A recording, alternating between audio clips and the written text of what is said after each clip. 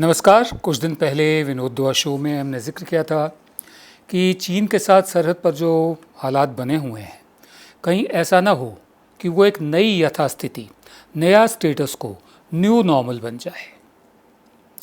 Commanders के level पर बातचीत हो रही है, विदेश मंत्री के स्तर पर बात हुई है, रक्षा मंत्री के स्तर पर बात हुई है। उधर प्रधान सेवक का कहना है कि ना हमारे इलाके में कोई आया, ना किसी पोस्ट पर कब्जा किया, तो फिर ये सब बातचीत क्यों हुई है? जाहिर है कि एक वक्त पर हमसे कोताही हुई और वो लोग अंदर आ गए, चीनी उस इलाके में आ गए जो उनके मुताबिक उनका है और हमारे मुताबिक हमारा है। हम फिंगर 8 तक पेट्रोलिंग कर रहे थे, अब नहीं कर रहे। और आज की खबर जो है वो ये है, जिससे बहुत से सवाल उठते हैं कि इस वक्त इतने बड़े पैमाने पर मोबिलाइजेशन चल रहा है, लॉजिस्टिक्स का, साजो सामान का, मिलिट्री के साजो सामान का, लद्दाख के इलाके में, उसके अलावा और भी इलाकों में, जो पिछले करीब 20-25 साल में ऐसा कभी नहीं हुआ। ये एनडीटीवी की एक रिपोर्ट है, biggest military logistic operation in decades. और भारतीय फ़ौज ने, हमारी फ़ौज ने टैंक, तोपें, गोला बारूद, ईंधन, खाना और बाकी जो सर्दियों की ज़रूरियात होती हैं उनकी सप्लाईज़, ऊंची जो हाई ऑल्टीट्यूड इलाके हैं, ऊंचाई के इलाके हैं पूर्वी लद्दाख में, वो वहाँ पर बहुत बड़ी तादाद में भेजे हैं। हमारे जो चीफ ऑफ आर्मी स्टाफ हैं, जनरल एम नरवाने, वो खुद इसको प्लान कर रहे हैं, उनके साथ टॉप कमांडर्स हैं मिलिट्री के, और ये उनकी तारीफ़ करनी पड़ेगी, उनकी सिफ्त है कि वो मीडिया के सामने आकर बढ़ चढ़कर नहीं बोल रहे हैं, चुपचाप अपना काम कर रहे हैं, जैसे कि हमारी फ़ौज का ट्रेडिशन है, हमारी फ़ौज की परंपरा है।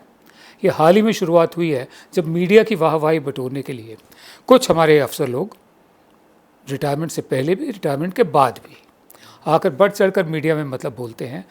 हमारे जो मौजूदा चीफ हैं एकदम शांत, खामोश और अपने टॉप कमांडर्स के साथ ही सारी प्लानिंग कर रहे हैं। अब इसमें क्या है, इसमें बहुत बड़ी तादाद में गर्म कपड़े, टेंट, खाने पीने की चीज़ें, उसके अलावा जो संचार के माध्यम होते हैं, कम्युनिकेशन इक्विपमेंट होता है वो, ईंधन जैसे मैंने पहले कहा, उसके अलावा हीटर्स और जो बाकी सप्लाईज़ हैं, दवाइयाँ वगैरह, उन पोस्ट के लिए भेजी है, उन चौकियों के लिए भेजी हैं जो 16,000 फीट से ऊपर पर है। कल्पना कीजिए, अभी अक्टूबर शुरू होने को है, अक्टूबर से लेकर जनवरी के अंत तक सर्दियां ऐसी होती हैं वहाँ उस इलाके में पूरे, कि मतलब जो तापमान होता है वो -5 से लेकर -25 डिग्री सेल्सियस तक जाता है। इस वक्त मतलब इसे युद्ध स्तर ही कहा जाएगा जो तैयारियां चल रही हैं, यानी सब चंगा नहीं सी। चीन के साथ सरहद पर सब ठीक नहीं है। इसका मतलब सीधा साधा ये बनता है। 3 एडिशनल आर्मी डिविजन्स लगाई गई हैं पूर्वी लद्दाख में। चीन की निगाहें सिर्फ लद्दाख पर नहीं हैं, चीन की निगाहें जो हैं वो अरुणाचल प्रदेश तक हैं। माओ त्से-तुंग का स्टेटमेंट था कि हथेली तिब्बत है, बाकी 5 उंगलियां जो हैं उसमें नेपाल से लेकर अरुणाचल तक का इलाका आता है, जिसमें गलवान भी शामिल है और बाकी तमाम इलाके जो अरुणाचल तक जाते हैं। हमारे एक बहुत रिस्पेक्टेड डिफेंस एक्सपर्ट है अजय शुक्ला, कर्नल अजय शुक्ला, ये फ़ौज से रिटायर हुए हैं। इनका ये कहना है कि जो मैंने शुरू में कहा, इनका बिल्कुल यही कहना है कि अगर चीन की फ़ौजी या चीन की फ़ौज पीछे हटने से लगातार मना करती रहती है, तो उन्होंने मतलब for all practical purposes line of actual control को शिफ्ट कर दिया होगा, जिससे भारत को नुकसान होता है। उनका कहना है कि पश्चिम की तरफ लाइन ऑफ कंट्रोल 12 से 15 किलोमीटर, PP10, 11, 11A, 12 और 13, ठीक है, ये जो पॉइंट्स हैं वहाँ पर 12 से 15 किलोमीटर अंतर। उसके अलावा जो डिप्सैंग का इलाका है उसमें 1 किलोमीटर तक PP14, गलवान के इलाके में 2 से 4 किलोमीटर तक PP15, 17, 17A और 8 किलोमीटर तक अंदर पेंगोंग त्सो, जो उसका उत्तरी इलाका है, उत्तरी किनारा है, वहाँ पर। बहरहाल ये मौजूदा हालात हैं। सर्दियों की अभी शुरुआत होनी है, हमारी फ़ौज तैयारी कर रही है एक लंबे एंगेजमेंट की। साथ ही 3 स्तर पर बातचीत हो चुकी है, कमांडर लेवल पर अभी भी चल रही है। देखते हैं शीर्ष स्तंभ जो होता है, टॉप, 18 दफ़े मुलाकात तो हो चुकी है प्रधान सेवक की शी जिनपिंग से। 19वीं मुलाकात कब होती है और क्या संदेश जाता है, क्या हल निकलता है, क्या नतीजा निकलता है?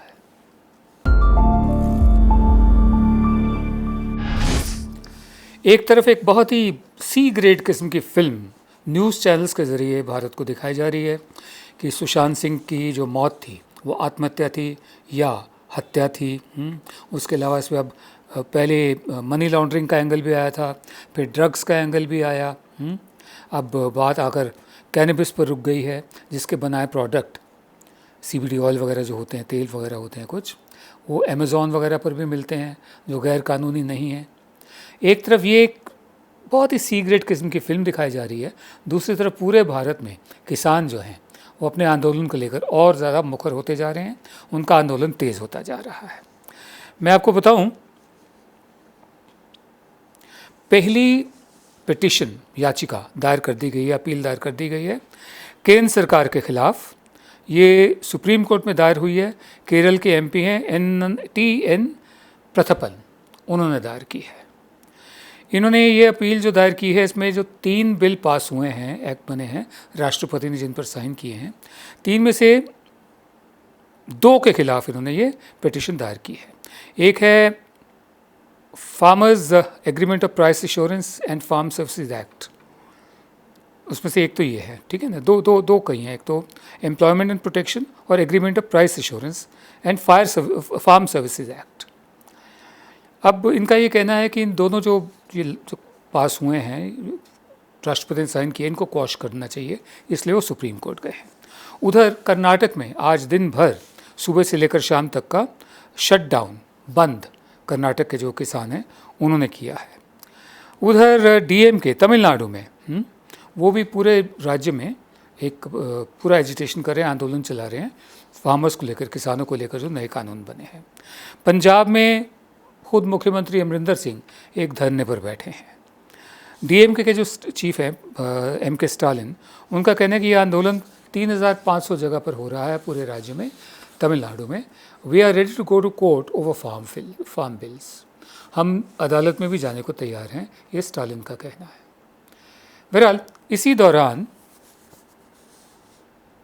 पी साईनाथ है। पी साईनाथ एक ऐसी आवाज़ है जो सुनी जाती है। Everyone loves a good drought, उनकी बहुत बेहतरीन किताब है, और जब भी ये कुछ लिखते हैं बढ़िया लिखते हैं ये, और लोग उसे पढ़ते हैं। जब ये बोलते हैं लोग इनको सुनते हैं। कभी ज़्यादा सामने नहीं आते, हीरो नहीं बनते, नायक नहीं बनते, महानायक नहीं बनते, अपनी बात करते हैं और लगे रहते हैं। इन्होंने सलाह दी है प्रधान सेवक को। इनका ये कहना है कि PM मोदी जी ने आश्वासन दिया है कि वो MSP को कभी ख़त्म नहीं होने देंगे, वो किसानों की कमाई 2022 तक दुगनी कर देंगे। बहुत अच्छी बात है। अब इन आश्वासन जो दिए हैं, इनको एक बिल के रूप में निश्चित करने से उनको किसने रोका है? 3 बिल तो आप ले ही आए और तीनों आपने थोप दिए, पास भी हो गए वो। चौथा बिल एक और ले आइए, कोई इसका विरोध नहीं करेगा। अब जो आपकी ही बातें हैं कि आपने MSP को कभी भी ख़त्म नहीं करने का वादा किया है, दावा भी किया है। आपने ये भी कहा है कि 2022 तक किसानों की जो आमदनी है, कमाई है, वो दुगनी कर देंगे। अब बिल में इसको कर दीजिए, लिखित में लाइए, कानूनी बना दीजिए इसको।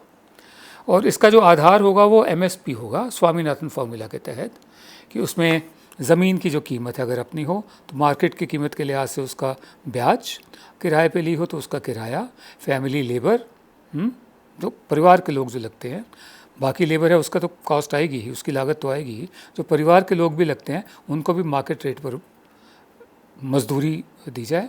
खाद की कीमत, फर्टिलाइज़र्स की कीमत, उसके अलावा मशीनों की कीमत, और जो लेबर मैंने बोली दिया वो, इसका सब लगाकर इसका 1.5 गुना MSP हो, ये MS स्वामीनाथन की रिपोर्ट कहती है। तो इसको लागू किया जाए। आखिरी बात, जो किसानों के कर्ज़ हैं उनको खारिज किया जाए। उसके बिना, किसानों के कर्ज़ को खारिज किए बिना उनकी कमाई 2022 तो क्या 2032 तक भी दुगनी नहीं हो सकती, जब तक उनका कर्ज रोका ना जाए, ख़त्म ना किया जाए। इसी दौरान सोमपाल शास्त्री हैं, ये कृषि विशेषज्ञ हैं, मंत्री भी रह चुके हैं। इन्होंने कुछ बातें कही हैं। इन्होंने कहा कि दुनिया के किसी भी देश में किसान बिना सरकारी सहायता के फ़ायदे की हालत में नहीं है। अमेरिका में भारत की कुल जीडीपी का लगभग 1/4 हर साल सब्सिडी के रूप में दिया जाता है। यूरोप और जापान तक की व्यवस्था में किसानों को भारी आर्थिक सहायता दी जाती है। ऐसे में भारत जैसे देश में किसानों को खुले बाजार के भरोसे छोड़ना किसी तरह सही नहीं है। यही बात भारतीय जनता पार्टी ने जब वो विपक्ष में थे तब कही थी। यूरोप और अमेरिका अपने किसान को जीवित रखने के लिए $400 बिलियन सालाना सब्सिडी उस किसान को देते हैं। $400 बिलियन सब्सिडी आज भारत के रुपए के साथ ट्रांसलेट कर लिया जाए तो 6,000 करोड़ रुपया प्रतिदिन देते हैं यूरोप और अमेरिका अपने किसान को, क्योंकि किसान को बाजार में भाव नहीं मिल रहा। तो क्या हुआ, इन बड़े इंटरनेशनल चेन्स ने किसान की क्या परिस्थिति कर दी कि वहां के वित्त मंत्री में तो इतनी क्षमता थी और उसकी जेब इतनी गहरी थी कि वहां से पैसे निकाल के किसानों में बांट देता।